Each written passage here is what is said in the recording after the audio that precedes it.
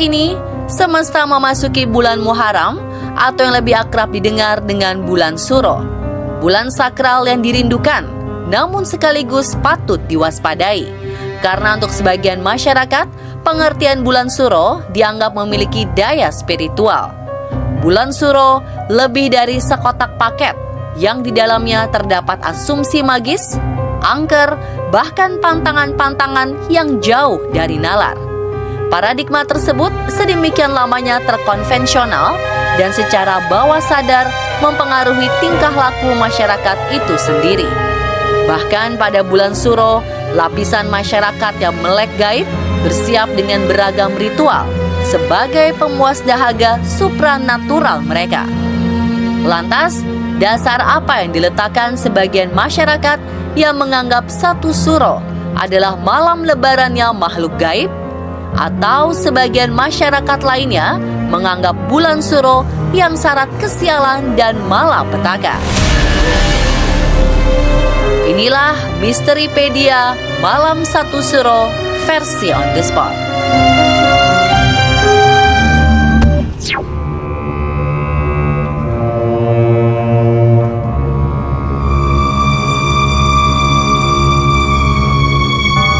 Ada apa dengan malam 1 Suro? Pertanyaan yang sejatinya sebuah pernyataan yang sudah menjelaskan jika malam 1 Suro berada pada areal misterius, magis, dan gelap. Deretan stigma angker yang terpapar, ditambah bumbu budaya populer bergenre horor semacam novel hingga layar lebar, menambah sedap aroma misteri malam 1 Suro itu sendiri. Terlebih lagi bagi Anda, para generasi 90-an, tentu masih ingat kiprah almarhumah Susana dalam film Malam 1 Suro, bukan? Sebuah cerita sosok sundel bolong bernama Suketi yang dibangkitkan seorang dukun di alas Roban, Jawa Tengah, tepat pada malam 1 Suro.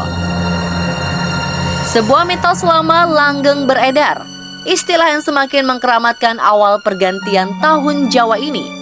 Konon, 1 Suro dikenal sebagai hari rayanya makhluk gaib.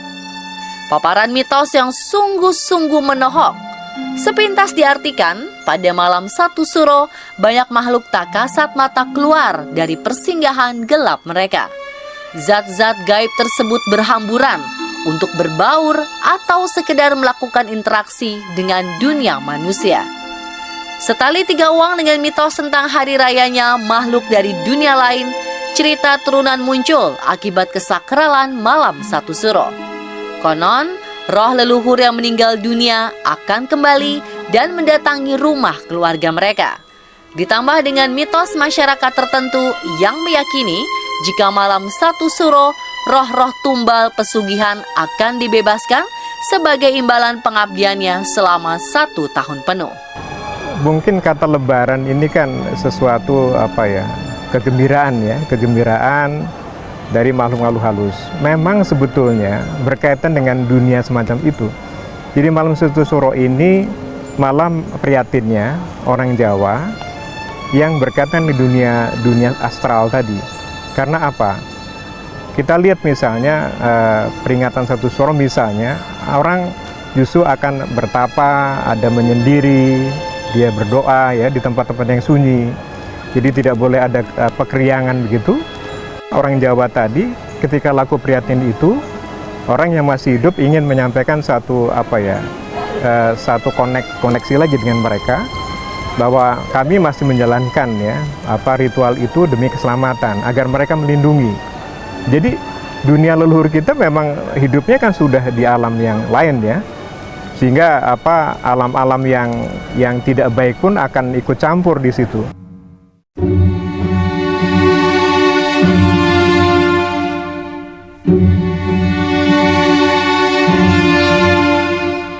Tradisi Jawa menyebutkan, di malam 1 Suro, makhluk gaib banyak melepaskan energi negatif yang disebut bala atau sengkala. Dari keyakinan itu muncul sebuah pantangan bagi orang yang berpergian di malam keramat 1 Suro. Ditakutkan orang tersebut dapat celaka akibat godaan dari makhluk gaib. Pantangan lain yang berlaku sebulan penuh terkait dengan perayaan pesta. Misalnya pernikahan, hitanan, pindah rumah, atau berpergian jauh. Konon, segala hajat di bulan Suro akan berhadapan dengan nasib buruk. Memang ada anggapan bahwa sebetulnya agak salah kaprah ya. Justru kalau bagi masyarakat Jawa, dengan keyakinan orang Jawa, malam 1 Suro justru malam yang sakral dan disucikan ya. Bukan justru diartikan sebagai sial. Mungkin anggapan ini bisa terjadi karena malam 1 Suro itu bagi masyarakat Jawa malam yang penting, disucikan untuk kontemplasi. Oleh karena itu tujuannya selalu baik ya. Dan kalau tujuan-tujuan baik tadi kemudian disalahartikan ya, bisa saja sering terjadi barangkali ya ada orang sial, ada orang celaka dan sebagainya.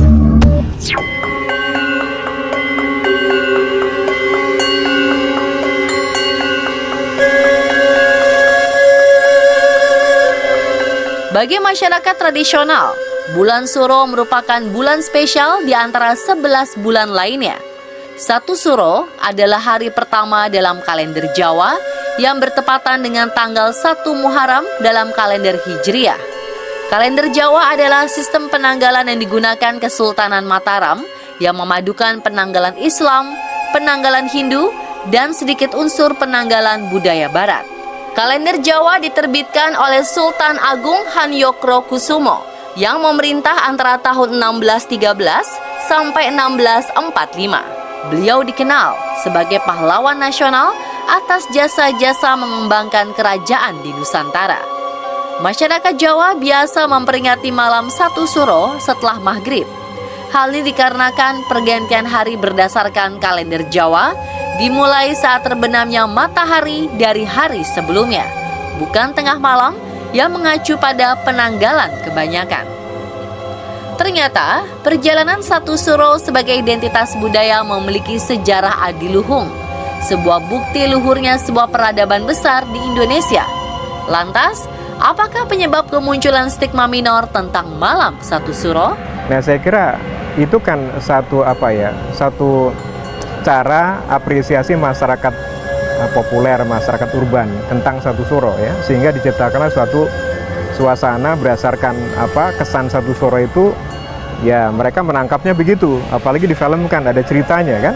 Tapi saya kira banyak yang salah kaprah karena mereka selalu melihat dari sisi negatifnya begitu. Bagi masyarakat Jawa itu sangat sakral, sangat spiritual ya, sangat disucikan.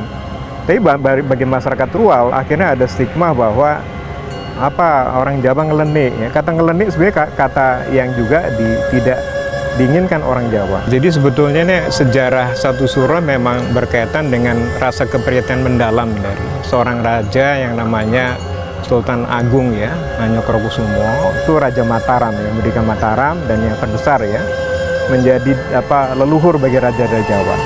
Mengapa diciptakan 1 Suro? Karena Sultan Agung ini merasa gagal dalam setiap tindakan, apalagi kita menyerang Batavia 1628 ya, juga 1629. Itu dia merasa tidak didukung oleh masyarakat Jawa. Kenapa? Karena masyarakat Jawa terpecah ya. Terpecah yang pertama di dalam pesisir sudah Islam masyarakat Jawa. Di pedalaman itu Hindu Buddha. Di selatan itu kebatinan Jawa. Sehingga dia prihatin, ciptakanlah penanggalan Jawa untuk memulai suatu sikap ya, sikap budaya yang baru, menyatukan mereka. Jadi tahun Jawa itu adalah penyatuan antara tahun Hijriah Islam dengan tahun Saka, jadikanlah tahun Jawa.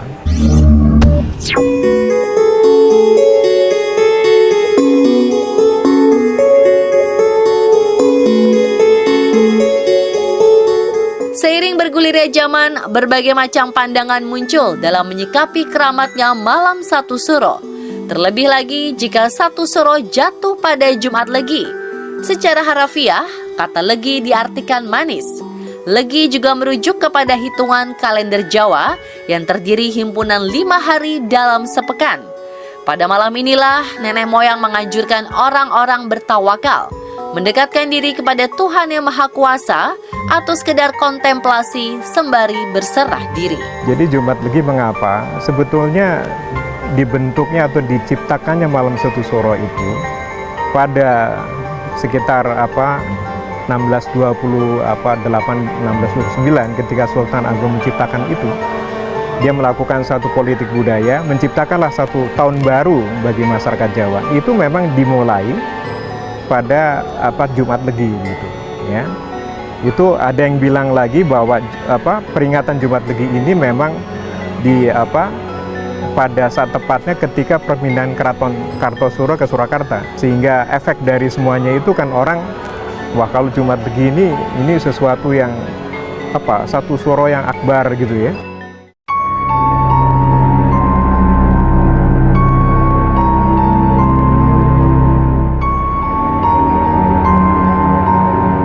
Kesakralan malam satu suro bermanifestasi menjadi berbagai macam laku ritual.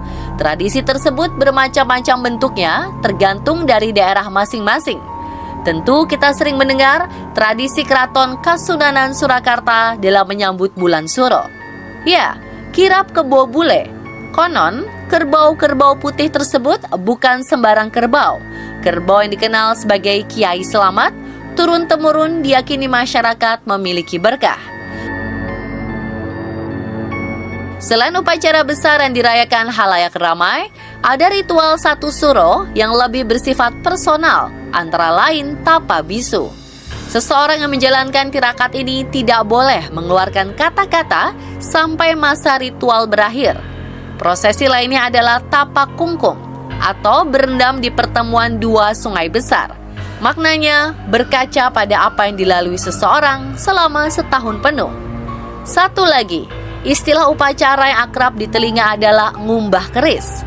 Ritual mencuci benda-benda pusaka pada malam satu suro. Dimaksudkan agar benda-benda sakral tersebut akan bertambah kekuatan gaibnya. Ya dengan mandi kembang, ya mandi air yang disucikan oleh orang-orang tua kita, orang-orang pintar ya. Tapi ada juga yang dilakukan biasanya kungkum. Kungkum itu orang-orang mencari tempuran sungai. Tempuran itu pertemuan 2 atau 3 sungai. Disitulah mereka akan mandi. Kungkum bahkan ya 2-3 jam sampai subuh dari jam 12 malam. Ya, itu yang pertama. Ada yang juga menyendiri dengan kontemplasi di tempat-tempat yang mereka anggap suci, dengan berdoa, mendaraskan harapan-harapan ya.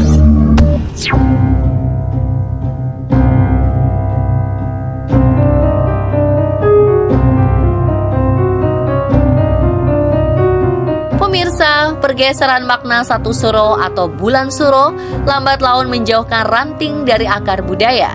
Tujuannya awalnya mengajak ke arah kebaikan, akan mudah dipelintir ke arah yang buruk jika tidak ada kontrol dari masyarakat sendiri.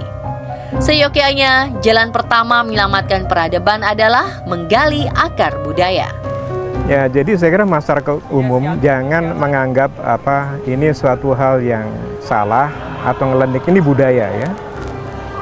Bagi orang Jawa justru sangat penting, karena seperti halnya orang-orang zaman sekarang ya, memperingati tahun baru, orang Islam memperingati 1 Muharram sebagai tahun baru Islam. Orang Jawa juga punya tahun baru, tapi dengan keyakinan budaya begitu ya, yang sudah diturun-temurunkan nenek moyang kita. Jadi artinya begini, jangan menganggap ini budaya ya, jangan menganggap sesuatu yang kata ngelenik juga salah.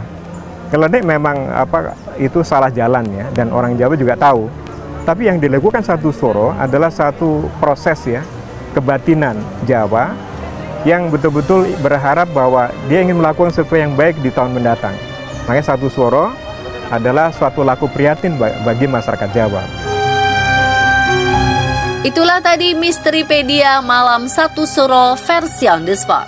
Saksikan terus On The Spot biar terus update info misteri yang wow dan kekinian.